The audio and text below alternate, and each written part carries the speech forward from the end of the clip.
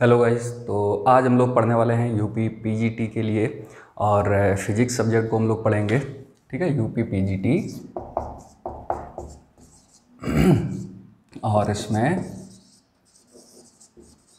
Physics. ठीक है, और आज हमारा टॉपिक है जो पढ़ने का, वो पढ़ेंगे unit and dimension. Unit and dimension.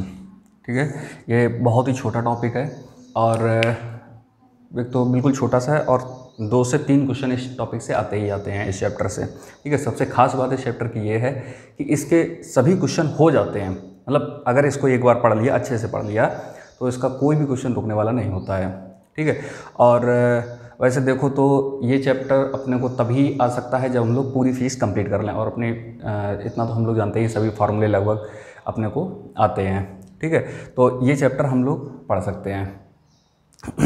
ठीक है, तो और एक ही वीडियो में ये पूरा कंप्लीट हो जाएगा। चलो स्टार्ट करते हैं। तो यूनिट एंड डायमेंशन। ठीक है, तो यूनिट एंड डायमेंशन में सबसे पहले बात करते हैं यूनिट की, और साथ साथ में डायमेंशन भी लिए चलेंगे। डायमेंशन को भी बिल्कुल साथ में पैरेलल चिपकाते चलेंगे। ठीक है, तो यूनिट जो होती है वो किसी फिजिकल क्वांटिटी की होगी। ठीक है, बात आएगी फिजिकल क्वांटिटी की। ठीक है, तो फिजिकल क्वांटिटी अपनी 3 टाइप की हो जाती हैं। बस ऐसे ही एक बार ओवरव्यू हम लोग करते हैं और बहुत तेज़ी से आगे बढ़ते चलते हैं। ठीक है, बहुत ज़्यादा डिटेल इसमें लेने की जरूरत है क्योंकि जो भी क्वेश्चन आता है वो छोटा छोटा सा क्वेश्चन आता है। कभी भी इस पर बहुत खतरनाक से क्वेश्चन नहीं पूछे गए और पूछ भी नहीं सकते हैं। ठीक है, और आईआईटी वगैरह में तो काफ़ी लेंथी क्वेश्चन पूछ लिए जाते हैं, लेकिन अपने पीजीटी एग्जाम में उतने बड़े क्वेश्चन नहीं पूछते हैं। सिंपल सा पूछ लेंगे, इसकी डायमेंशन क्या है, इसकी यूनिट क्या निकलेगी, और चीज़ें भी बता देंगे क्योंकि ये है। ठीक है, तो इस तरह से हम लोग सभी की यूनिट फाइंड करना और डायमेंशन फाइंड करना सीखेंगे। ठीक है, कोई भी क्वांटिटी अपने को दे दी जाए, हर एक की हम यूनिट भी बता सकते हैं और उसकी डायमेंशन भी बता सकते हैं। चलो, तो फिजिकल क्वांटिटी अपनी 3 तरह की रहती हैं। एक तो फंडामेंटल,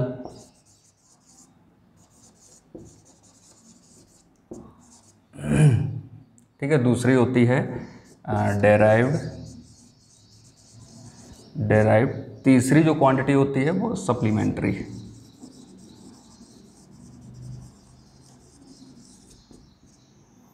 ठीक है, तो सप्लीमेंट्री में तो 2 चीज़ें आती हैं, एक प्लेन एंगल और सॉलिड एंगल।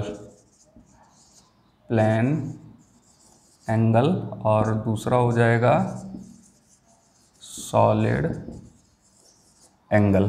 ठीक है, और फंडामेंटल फिजिकल क्वांटिटी जो होती हैं ये बेसिक क्वांटिटी होती हैं। फंडामेंटल बोले तो इसको हिंदी में कहेंगे मूल राशियाँ।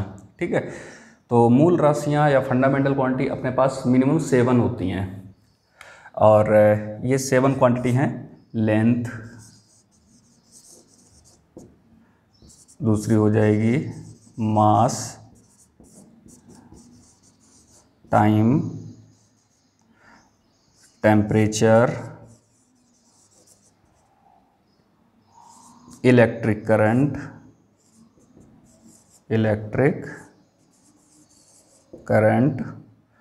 और इधर लिख लेते हैं 6 नंबर ल्यूमिनस इंटेंसिटी।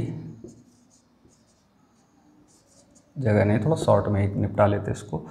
और 7 नंबर हो जाएगी अमाउंट ऑफ सब्सटेंस,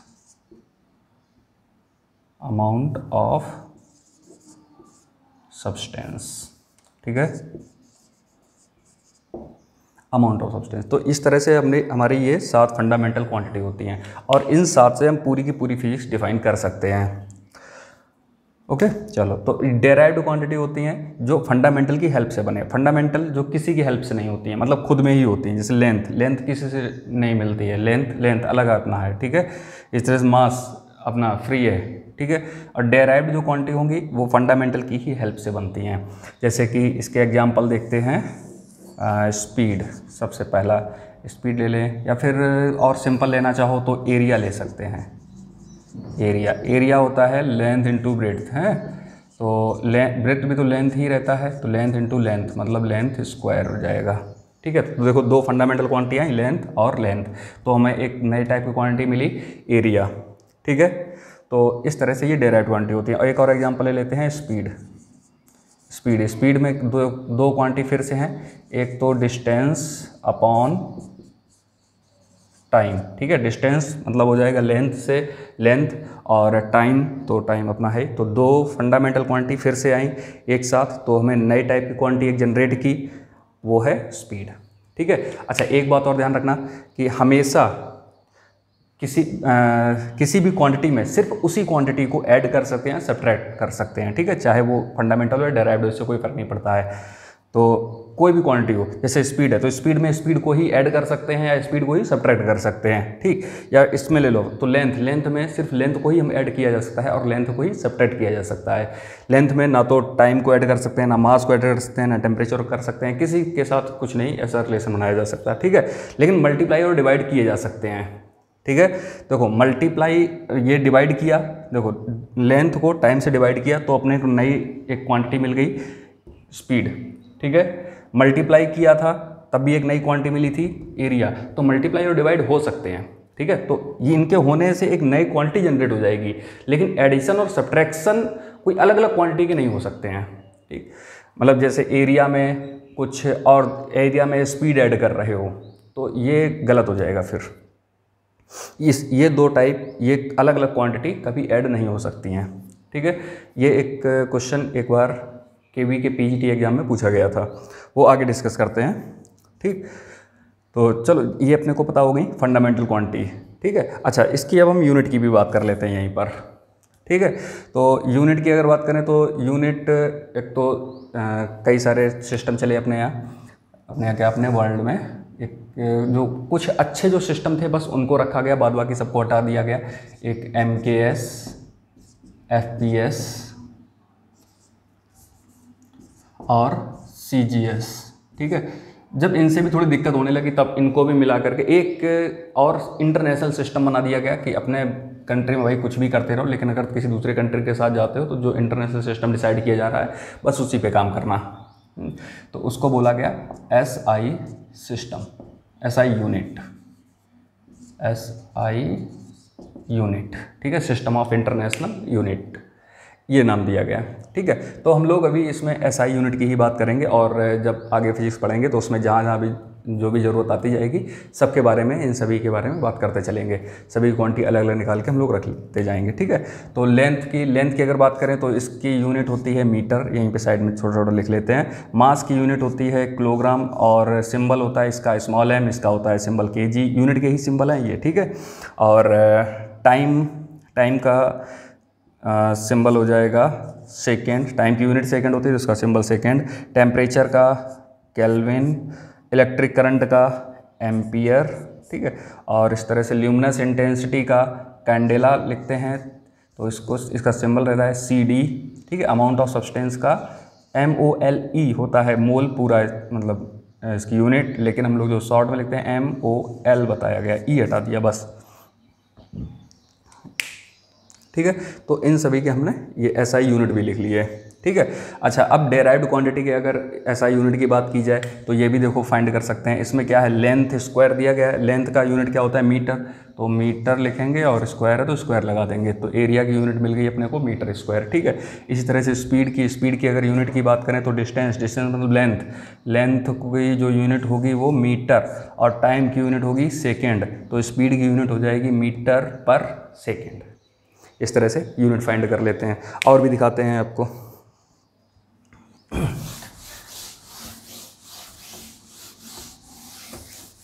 जैसे कुछ भी एक और नंबर अपने को, कोई भी क्वांटिटी अपने को दी जाए कि ये दिया गया फोर्स इक्वल टू लिख लेते हैं मास इनटू एक्सेलरेशन। वैसे ऐसा ये ट्रू नहीं माना जाता है, ठीक है, लेकिन अपने लेवल पर, लेकिन फिर भी मान लेते हैं force equal to mass into acceleration.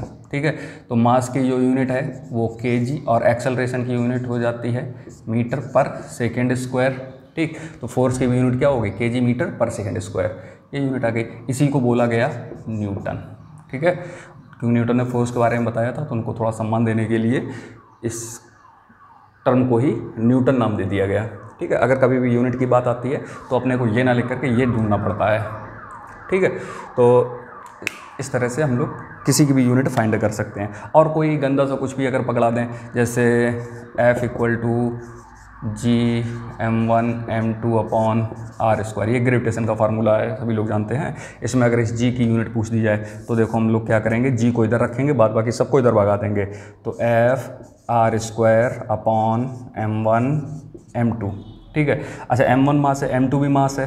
ठीक, तो ये फोर्स है न्यूटन, इसको न्यूटन भी रख सकते हैं, अभी ये भी रख सकते हैं, दोनों से ही हम लोग देख लेते हैं, जिस टर्म में अपने को आंसर मिले वैसा हम लोग चेक कर लेंगे। ठीक है, और ये डिस्टेंस होता है r², ये तो बीच का डिस्टेंस लिया जाता है, तो मीटर² हो जाएगा, अपॉन ये भी मास है, तो इसका भी kg, इसका भी kg, तो हो जाएगा यहाँ पर kg²।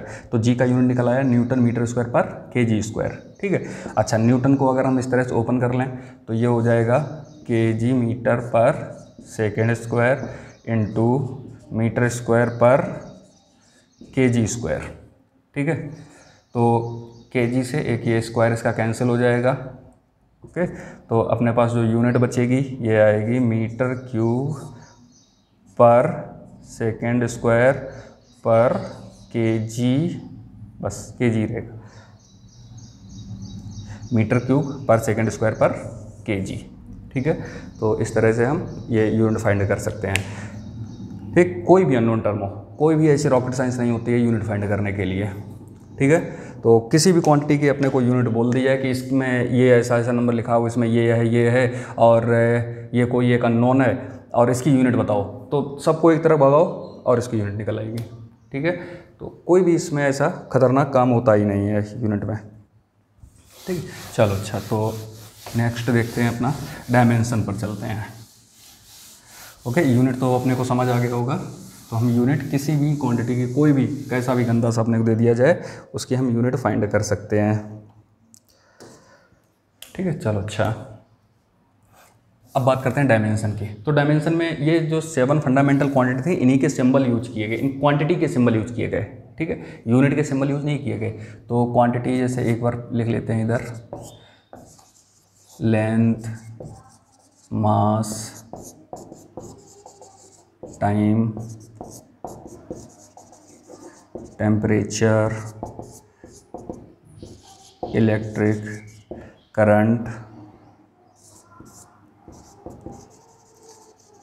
अमाउंट ऑफ सब्सटेंस और ल्यूमिनस इंटेंसिटी। ठीक है, तो लेंथ का जो सिंबल यूज किया गया और इसमें स्टाइल दिखाया गया कि इसको स्क्वायर ब्रैकेट में बंद करेंगे और कैपिटल लेटर में इस तरह से लिखेंगे, मास का m और ये ऐसा हुआ, टाइम का t और इसको इस तरह से, टेम्परेचर का k और थीटा, दोनों ही लिख लेते हैं। ठीक है, इलेक्ट्रिक करंट का I और A भी लिख देते हैं कहीं कहीं पर। ठीक है, तो दोनों ही चलते हैं। और अमाउंट ऑफ सब्सटेंस मोल और इसका रहेगा CD। ठीक है, तो इस तरह से ये सारी क्वांटिटी के हम लोग सिंबल लिख सकते हैं। ठीक है, तो ये तो फंडामेंटल क्वांटिटी के हो गए। ठीक है, अच्छा, डायरेक्ट क्वांटिटी में किसी की डायमेंशन अगर पूछी जाए तो हम उसकी भी डायमेंशन फाइंड कर सकते हैं। जैसे पहला उठा लेते हैं, स्पीड को उठाते हैं। ठीक है, speed equal to distance upon time. ठीक है, तो डिस्टेंस क्या होता है, लेंथ। अगर देखो कभी कभी हो सकता है इसमें क्वांटिटी देख करके अपने को गड़बड़ी लग जाए, ठीक है, गड़बड़ी समझ आ जाए, तो एक काम करो, पहले इसकी यूनिट लिख लो, कोई भी हो, पहले उसकी यूनिट लिख लो, बाद में इसको डायमेंशन निकालने में थोड़ा और आसान हो जाता है। ठीक है, तो डिस्टेंस की यूनिट है मीटर और टाइम की सेकेंड। ठीक है, मीटर मतलब ये लेंथ को रिप्रेजेंट कर रहा है, तो इसका जो डायमेंशन होगा वो L होगा, और इसका ये सेकेंड टाइम को रिप्रेजेंट करता है तो T होगा। ठीक है, इसको ऊपर लेकर के जाते हैं तो जो डायमेंशन अपना निकल के आएगा वो रहेगा LT-1। ठीक है, आंसर। ठीक, इस तरह से हम ये इसकी डायमेंशन फाइंड कर सकते हैं। और देखते हैं एक एग्जांपल।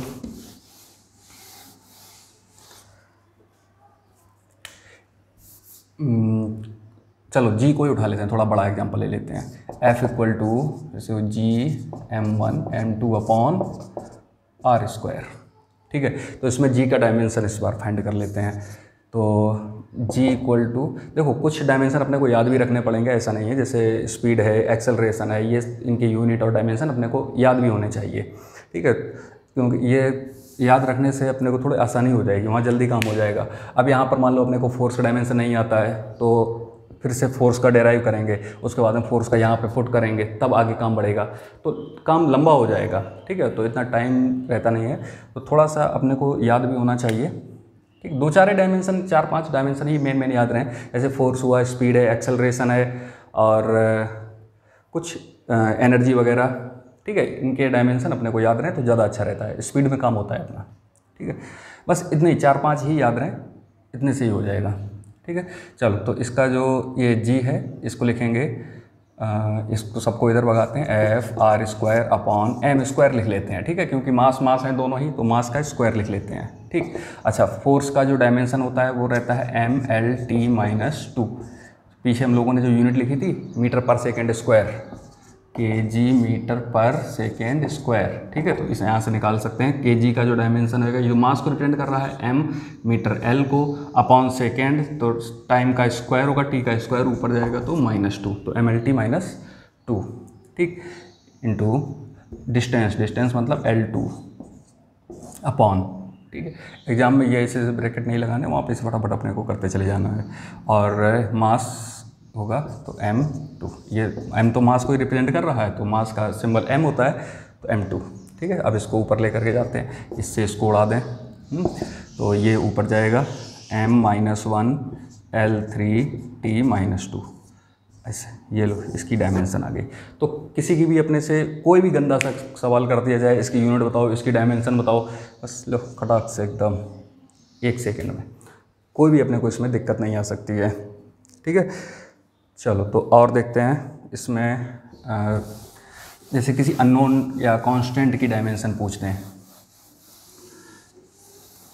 जैसे केवी का एक क्वेश्चन था, केवीएस का, उसमें ये दिया गया था कि एक 2 क्वांटिटी हैं जिनकी डायमेंशन x एंड y है, 2 ऐसी क्वांटिटी जिनकी डायमेंशन x एंड y है, ठीक है। तो उनके ऑप्शन दिए गए थे कि इनमें से कौन सा करेक्ट होगा, बस ये पूछा गया था, इतना ही क्वेश्चन था कि 2 क्वांटिटी हैं, उनकी डायमेंशन, जिनकी डायमेंशन x एंड y है, तो कौन सा स्टेटमेंट करेक्ट होगा। पहला स्टेटमेंट दिया x प्लस y, दूसरा x माइनस y, मतलब ये ऑप्शन थे, ठीक है। तीसरा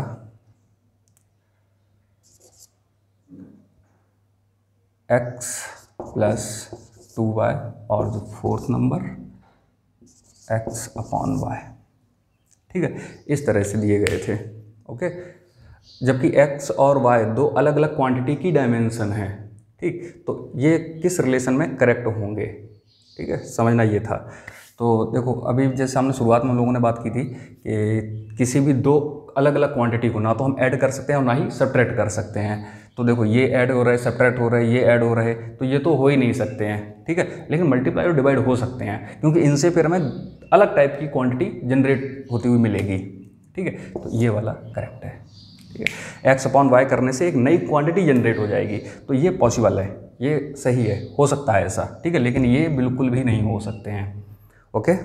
चलो नेक्स्ट देखते हैं।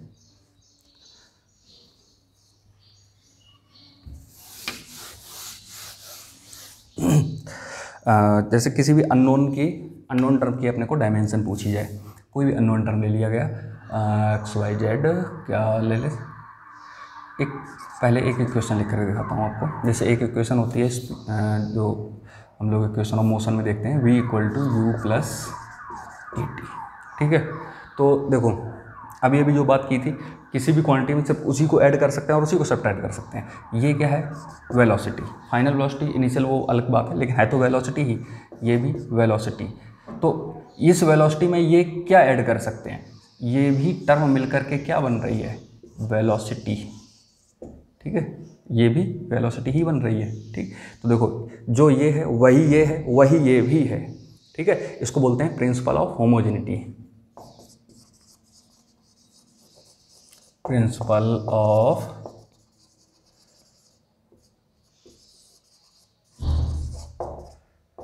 होमोजेनिटी, ठीक है, समानता का सिद्धांत। तो इसका मतलब होता है v इक्वल टू यू और v equal to a t, इसका मतलब u equal to a t भी होता है, ठीक है, ऐसे लिख सकते हैं। अगर इसकी अपने को डायमेंशन पूछी जाए तो सभी स्पीड ही हैं, ठीक है। तो अगर लिखना चाहो तो सबको स्पीड की डायमेंशन क्या होती है, LT-1। तो ये LT-1 ही सभी आ जाएंगे। स्पीड देखो L, इसकी तो LT-1 सिंपल सी रहेगी, देखो चेक भी करा देते हैं LT-1, ठीक। अगर इसकी देखें तो ये भी वेलोसिटी ही है, तो इसकी भी LT-1 ही रहेगी प्लस। अच्छा, इसमें एक्सेलरेशन है, ऐसा लग रहा होगा LT-2 आएगा, लेकिन एक T और आ जाएगा, तो ये फिर से फाइनली क्या बन जाएगा, LT-1 ही हो जाएगा, ठीक है। तो देखो सभी की डायमेंशन सेम आ गई, ठीक है।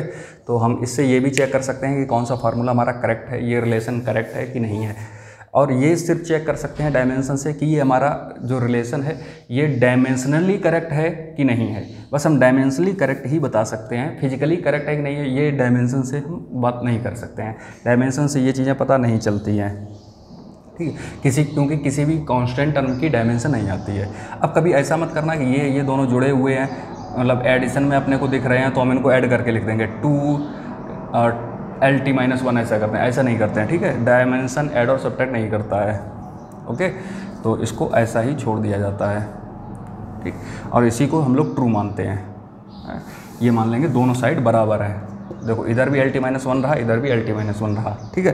तो इसका मतलब ये होता है, देखो प्लस का मतलब ये रहता है, जैसे हम लोगों ने अभी भी देखा था ये इसके इक्वल है, ये इसके इक्वल है, ये इसके भी इक्वल है, तो जहाँ पर प्लस और माइनस लगे हों वहाँ पर इक्वल का साइन लगा दो, तो v equal to u equal to a t, ऐसा भी लिख सकते हैं, ठीक है। तो इन सब की ज़रूरत आएगी, अभी अपने को हेल्प मिलेगी इससे अपने डायमेंशन फाइंड करने में किसी भी अननोन टर्म की, ठीक। तो अगर जैसे कोई भी अननोन टर्म है, जैसे दिया गया अपने को x इक्वल टू एक्स मान लो डिस्प्लेसमेंट है और AT प्लस BT², ठीक है। पूछा गया बताओ इनकी डायमेंशन, x तो डिस्प्लेसमेंट है, t दोनों ही टाइम है, दोनों ही t जो हैं ये टाइम को रिप्रेजेंट कर रहे हैं, और a एंड b कांस्टेंट है, थोड़ा शॉर्ट में लिखा है कांस्टेंट इसलिए, ठीक है। तो a और b कांस्टेंट है, इन्हीं की डायमेंशन बतानी है, ठीक है। तो चलो अपन लोग स्टार्ट करते हैं डायमेंशन, ठीक। अभी हम लोगों ने देखा था कि अगर ये डिस्प्लेसमेंट है तो ये भी डिस्प्लेसमेंट होगा, ये भी डिस्प्लेसमेंट होगा, तो हम ऐसा लिख सकते हैं x इक्वल टू AT, और ऐसा भी लिख सकते हैं x इक्वल टू BT², ठीक है। चलो अब इनकी डायमेंशन लिख लेते हैं। तो x तो डिस्प्लेसमेंट है, डिस्प्लेसमेंट मतलब लेंथ, तो इसकी डायमेंशन L आएगी, ठीक है। अच्छा इधर a को आप पता नहीं, ये टाइम बताया गया तो इसकी डायमेंशन t हो जाएगी। तो a इक्वल टू देखो t को इधर करते हैं तो L अपॉन t, मतलब LT-1, ठीक है। a की डायमेंशन क्या आ गई, LT-1, ठीक है। तो ये a की डायमेंशन होगी, सॉल्व हो गया, ठीक है। इसी तरह से b की भी हम डायमेंशन फाइंड कर सकते हैं। तो x इक्वल टू BT² लिख लेंगे, इसका L इक्वल टू B और T2, ठीक। तो b इक्वल टू हो जाएगा LT-2, समझ आया होगा, ठीक है। तो इस तरह से हम किसी भी अननोन की डायमेंशन बता सकते हैं, ठीक है। चलो अच्छा एक और क्वेश्चन लेते हैं। वैसे यहीं तक मैक्सिमम पूछा जाता है, इससे आगे का तो पूछा भी नहीं गया, फिर भी एक थोड़ा IIT स्टाइल का एक क्वेश्चन और छोटा सा उठा लेते हैं कि जैसे x equal to AT plus B upon C plus T ऐसा दिया गया है, ठीक है। इसमें ये t वही टाइम है, x डिस्प्लेसमेंट है, a b c के डायमेंशन अब की बार बताने हैं, ठीक। तो देखो अभी हम लोगों ने सीखा था, अब इसमें थोड़ी सी गड़बड़ी आ जाएगी, क्योंकि x इक्वल टू AT लिखोगे और x equal to B upon C plus T लिखोगे, ठीक है। तो देखो इस इक्वेशन में, एक ही इक्वेशन में दो अननोन आ गए, ये तो सॉल्व होना पॉसिबल ही नहीं है, ठीक। अब क्या करें, अब यहाँ पे दिक्कत आ जाती है, ठीक है। तो अभी हम लोगों ने जो पहले सीखा था उसमें ये सीखा था जहाँ पर भी प्लस और माइनस हो वहाँ पर हमेशा इक्वल के साइन लगा दो, ठीक है। तो यहाँ पर ये तो दोनों इक्वल लगा दिए, ठीक है, यहाँ पर भी इक्वल लगा दिया, ठीक है, लेकिन यहाँ पर अभी नहीं लगाया, मतलब c इक्वल टू टी, ठीक। तो c का डायमेंशन देखो पहले ही निकल आया है, तो टाइम हो गया तो t। और ये भी एक बात की थी, थोड़ा अच्छे टर्म में समझना चाहें, देखो ये अगर टाइम है तो टाइम में क्या ऐड कर सकते हैं, सिर्फ टाइम, कोई दूसरी क्वांटिटी ऐड ही नहीं कर सकते हैं, ठीक है। तो c भी क्या रहेगा, टाइम, ठीक। अच्छा c टाइम मिल गया तो टाइम प्लस टाइम, टाइम ही बना रहेगा, है। तो x equal to b upon t ऐसा लिख सकते हैं, 2t नहीं लिखेंगे क्योंकि 2 का तो कोई डायमेंशन ही नहीं होगा, किसी भी कांस्टेंट टर्म की डायमेंशन होती ही नहीं है, ठीक है। तो और x की डायमेंशन लिखते हैं इधर l, ठीक। तो b इक्वल टू आ गया l t, ठीक है, ये इधर जाएगा मल्टीप्लाई हो जाएगा, ओके। अच्छा तो इधर x की भी इधर से भी फाइंड कर लेते हैं a की, तो x equal to a t, x का l और a और t हो जाएगा, तो a equal to l t minus 1, ये आंसर हो गया ये। तो इस तरह से हम किसी भी अननोन की डायमेंशन फाइंड कर सकते हैं, ठीक है। और इसके बाद जो अपने से पूछा जा सकता है वो है किसी भी क्वांटिटी में दो क्वांटिटी के बीच में रिलेशन कैसे फाइंड करते हैं। चलो एक टर्म ये लास्ट है, वैसे यहाँ तक पूछा नहीं गया है लेकिन फिर भी सीख लेते हैं, कहीं क्रिटिकल कंडीशन में शायद कहीं पूछ दिया, ठीक है। तो कोई भी क्वांटिटी जैसे बोला जाए कि फोर्स के साथ में मास, वेलोसिटी और रेडियस का क्या रिलेशन होगा, ठीक। चलो अच्छा फाइंड करते हैं, ये क्वेश्चन पूछा गया, ठीक है। फोर्स के साथ में मास, वेलोसिटी और रेडियस का क्या रिलेशन होगा, तो देखते हैं। तो एक काम करते हैं, पहले ऐसे लिखो, force directly proportional to mass, इन सभी को ऐसे मल्टीप्लिकेशन के टर्म में लिख लो और सभी पर पावर दे दो, तो ए बी सी ये अपनी तरफ से पावर दे दी, ठीक है। अच्छा तो अब एक काम करो, दोनों साइड की डायमेंशन लिख लो। फोर्स की डायमेंशन होती है m l t minus 2 proportional to, इसकी डायमेंशन मास की डायमेंशन हो जाए कि m पर पावर a, वेलोसिटी मतलब एल टी का whole power l t minus 1 रहता है, एल टी माइनस 1 का होल पावर b, ठीक। और r मतलब डिस्टेंस हो जाएगा तो l का पावर c, इस तरह से लिख सकते हैं, ठीक है। अच्छा अब इनको ज़रा एक साथ कंबाइन कर लेते हैं, दो l हैं एक साथ ले लेते हैं, m सिंगल ही है तो m a l, इस l पर पावर b है, इस पर पावर c है, तो हम लोग जानते हैं मल्टीप्लिकेशन पावर ऐड होती हैं, तो b प्लस c, ठीक है, और t के पावर माइनस b, ओके। और इधर का डायमेंशन है m l t minus 2, okay. अब इन दोनों डायमेंशन को कंपेयर करा लेते हैं, ठीक। इधर m पर पावर a, इधर m का पावर 1, ठीक है। इधर l का पावर b प्लस c, इधर l का पावर 1, तो b plus c equal to 1, ठीक है। इधर t का पावर माइनस b, इधर t का पावर माइनस 2, माइनस माइनस को मार दिया तो b इक्वल टू 2, ठीक है। b इक्वल टू 2 को यहाँ पर पुट करेंगे तो देखो c इक्वल टू माइनस 1 आ जाएगा, c इक्वल टू माइनस 1 आ जाएगा हमारे पास, ठीक। अब इन सभी को यहाँ पर पुट कर दो, जो हमने ये पावर दी थी इनकी जगह पर ये वैल्यू डाल दो, ठीक है। तो a प्लस 1 आया, मतलब f प्रोपोर्शनल टू लिखेंगे m1, और v का जो b था पावर b की वैल्यू 2 है, तो 2, और c माइनस 1 आया है, r माइनस 1, इस तरह सभी की पावर दे दी, ठीक। अब देखो इसको ऐसे लिख सकते हैं, 1 लिखने का कोई मतलब नहीं होता, ऐसे लिख लो v स्क्वायर अपॉन r, ऐसे भी लिख सकते हैं, ठीक। अच्छा देखो ये एक फार्मूला बन गया, याद होगा centripetal force m v square by r. तो इस तरह से कोई भी हम रिलेशन फाइंड कर सकते हैं, ठीक है। तो यहाँ तक डायमेंशन का मैक्सिमम हो जाता है, ठीक है। इसके आगे का अपने को ज़रूरत नहीं रहती है। अब ज़रूरी नहीं कोई फार्मूला ही जनरेट हो रहा हो, ठीक, कोई भी हो सकता है, कोई भी ऐसी गंदी सी क्वांटिटी दे सकते हैं, कोई रिलेशन ही नहीं होगा, मतलब फार्मूला टाइप का कुछ होगा ही नहीं, ठीक। तो उसमें भी किसी में भी अपने को रिलेशन पूछा जाए हम लोग इस तरह से पुट करेंगे, पूरा ये प्रोसेस करेंगे, फाइनली अपना ये रिजल्ट आ जाएगा, ठीक है। अब कोई भी रिजल्ट है हमें इससे कोई लेना देना नहीं, मतलब ऐसा मत सोचना कि इसमें कोई फार्मूला ही निकलना चाहिए, कुछ भी हो सकता है, बिना फार्मूले का भी कोई रिजल्ट दे सकते हैं, ठीक है। तो ये अपना यूनिट और डायमेंशन पूरा कंप्लीट होता है, इस पर सिर्फ अब अपने को क्वेश्चन प्रैक्टिस करनी है, ठीक है। तो चलो थैंक यू।